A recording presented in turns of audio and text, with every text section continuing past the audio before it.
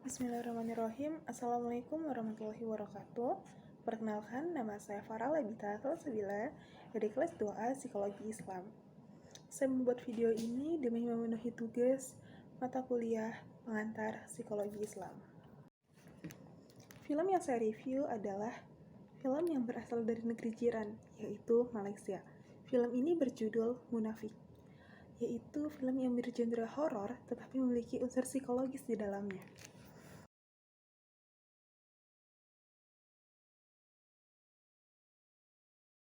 Cerita bermula dari Ustadz Adam dan sekeluarga mengalami kecelakaan dan menewaskan istrinya. Setelah kematian istrinya, Ustadz Adam tidak rela dan dendam terhadap orang yang telah menabrak mobil keluarganya. Lalu, setelah kematian istrinya juga, Ustadz Adam tidak lagi pergi ke masjid dan juga tidak meruqyah orang, yang mana adalah kemampuan istimewanya. Di rumah, Ustadz Adam tinggal berdua dengan Amir, yaitu anaknya. Semenjak kecelakaan, Amir selalu berkata bahwa ia sering bertemu ibunya. Ada tokoh lain bernama Maria, yaitu seorang anak dari Pak Osman, yang mana adalah orang kaya di kampung tersebut. Pak Osman menikahi Zati, dan Zati memeriksa kamar anak tirinya, dan terheran dengan buku-buku mistis yang aneh. Sedangkan Maria sendiri merasa stres karena sering diganggu oleh makhluk-makhluk gaib, bahkan sholat pun tetap diganggu.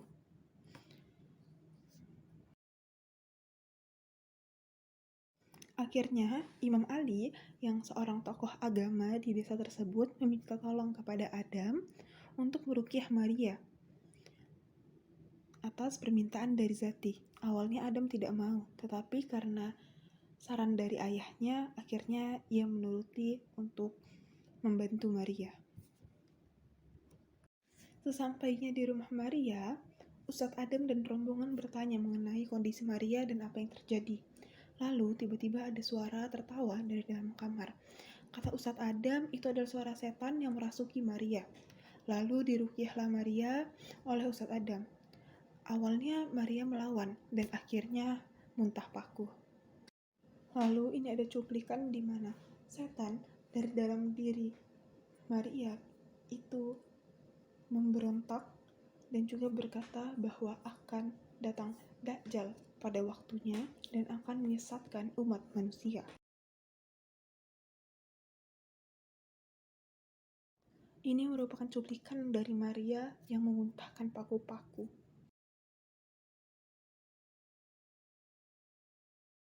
Ketika Ustadz Adam dan rombongan mau pulang, bertemulah Fadli di depan rumah Maria dan berkata bahwa tidak percaya hal-hal mistis dan Ustadz Adam ini hanya membohongi saja.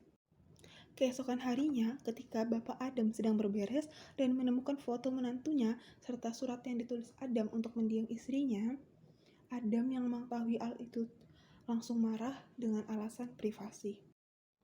Bos Fadli yang ternyata suka pada Maria, ia menceritakan kejadian semalam kepada teman-temannya. Tetapi teman-temannya malah mengolok-olok dirinya dan berkata bahwa dirinya itu mengguna-guna Maria dan tidak ada apa-apanya dibandingkan Ustadz Adam. Dan langsung marahlah si Fadli ini. Pada malam harinya, Maria kembali kesurupan dengan menarik ibu tirinya dan juga mengetuk pintu rumah Ustadz Adam. Dan ketika anaknya Ustadz Adam ingin menjawab salamnya, itu tidak diperbolehkan oleh Ustadz Adam. Dan Imam Ali dibuat kecelakaan oleh Maria. Lalu Maria menelpon si Fadli dan berkata bahwa ia sudah melakukan hubungan seksual dengan Ustadz Adam, agar si Fadli ini makin membenci Ustadz Adam. Dan akhirnya Maria pun diruqyah lagi.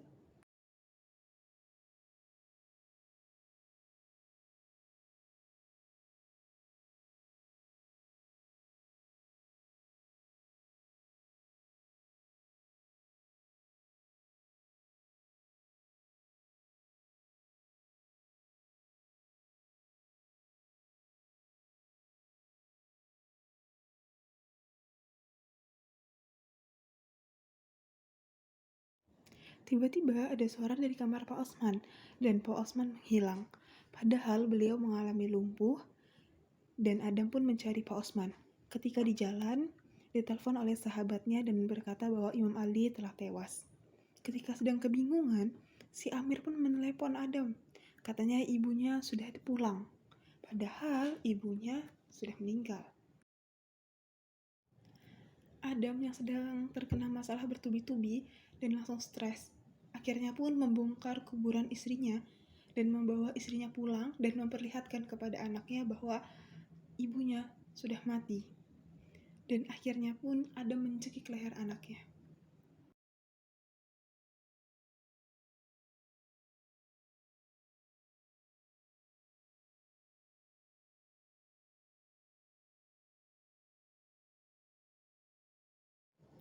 Adam pun tiba-tiba terbangun dari mimpi. Maria yang makin hari makin stres, akhirnya pun meminum obat. Dan ia melihat bahwa ibu tirinya membawa pisau untuk membunuhnya. Padahal dari arah lain, ibunya hanya membawa gelas air zam-zam untuk diberikan ke arahnya. Ya, Maria mengalami halusinasi.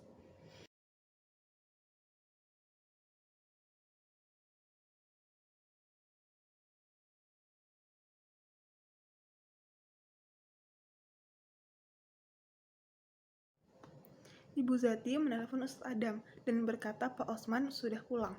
Datanglah si Adam ke rumah Pak Osman. Dan ternyata Ibu Zati menelepon kembali dan berkata bahwa ia sedang di perjalanan menuju ke rumah sakit karena Maria sedang dirawat di sana. Jadi yang menelepon Ustadz Adam yang pertama adalah jin yang menyerupai mereka. Lalu Maria pun berusaha keluar dari rumah sakit. Tetapi Maria diganggu oleh jin dan akhirnya lari ke kamar mayat.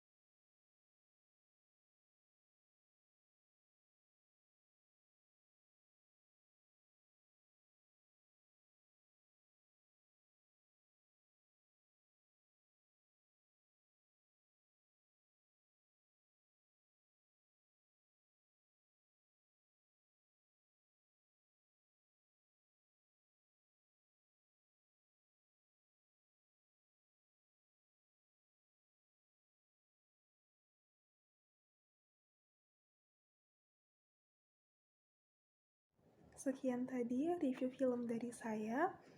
Adapun alasan mengapa saya mereview film tersebut. Alasannya tentunya karena film tersebut berkaitan dengan materi, yaitu materi kesehatan mental dalam psikologi Islam. Misalnya nih, yaitu ada ciri-ciri mental tidak sehat. Seperti Ustadz Adam. Yang pertama adalah Ustadz Adam yaitu memiliki rasa tidak aman dan tidak nyaman karena belum bertemu dengan pelaku kecelakaan. Lalu yang kedua ada Maria, yaitu karena perasaan bersalahnya lah ia merasa tidak nyaman dan juga kepribadiannya terganggu. Lalu yang ketiga ada Fadli, yaitu bos dari Maria, karena ia tidak memiliki kematangan emosi sehingga mudah sekali tersulut emosinya. Adapun dalam Islam, yaitu praktik ibadah sebagai terapi. Seperti sholat. Sholat itu membersihkan diri kita. Dengan sholat, kita menyucikan diri atau juga bisa disebut dengan terapi air. Yaitu sebelum sholat kan kita mengambil air wudhu, di mana itu membersihkan kotoran-kotoran yang menempel di tubuh kita. Lalu yang kedua ada zikir. Dengan mengingat Allah, maka hati kita akan tenang. Seperti yang dilakukan oleh Adam, ketika mengingat Allah, hatinya tenang, pasrah akan ketentuan Allah. Lalu ada pula metode-metode dalam memelihara kesehatan mental, yaitu ada metode ihsaniyah dan juga imaniyah. Apa itu? Yang pertama yaitu ihsaniyah. Ihsaniyah itu artinya menjadi orang yang baik, melakukan kebaikan dengan ketentuan-ketentuan syariat Islam. Jadi seperti Adam yang mulai membuka dirinya untuk membantu orang lain, membantu Maria untuk lepas dari jin yang mengganggu dirinya. Lalu yang kedua ada imaniyah, yaitu iman. Dengan iman kita bisa untuk menjaga diri kita, menjaga kesehatan mental kita. Karena dengan iman kita percaya bahwa semuanya sudah diatur oleh Allah. Allah adalah tempat kita mengadu, tempat kita berserah diri, dan juga tempat kita untuk meminta sesuatu. Jadinya ketika kita tertimpa musibah, kita tidak lagi mengalami putus asa, seperti Adam yang putus asa karena musibah ditinggal oleh istrinya. Tetapi akhirnya pun imannya naik lagi sehingga ia percaya dengan ketetapan-ketetapan Allah. Adapun pesan moral yang dapat diambil dari film tadi, yaitu pentingnya kita menjaga kesehatan mental. Kita harus peka terhadap diri sendiri apabila sepertinya sedang tidak baik-baik saja, itu tidak apa-apa meminta bantuan profesional atau bahkan orang lain. Itu bukan hal yang lemah, karena itu adalah langkah yang baik bagi diri kita sendiri. Lalu iman manusia memang terkadang naik dan juga terkadang turun, tetapi sebagai manusia kita berikhtiar untuk menjaganya agar tidak terperosok jatuh ke dalam. Dan juga Allah adalah tempat meminta kita, tempat kita mengeluh kesah. Jangan berharap kepada hal-hal yang lain. Lalu untuk musibah juga yang Allah bebankan kepada seseorang, cobaan yang Allah bebankan kepada seseorang itu tidak akan memberatkan dia, karena Allah tahu kapasitas hambanya. Allah tahu bahwa Allah ingin mengangkat derajatnya dan Allah tahu bahwa hamba itu mampu mengatasinya. Sekian dari saya, terima kasih. Mohon maaf apabila ada salah kata. Wassalamualaikum warahmatullahi wabarakatuh.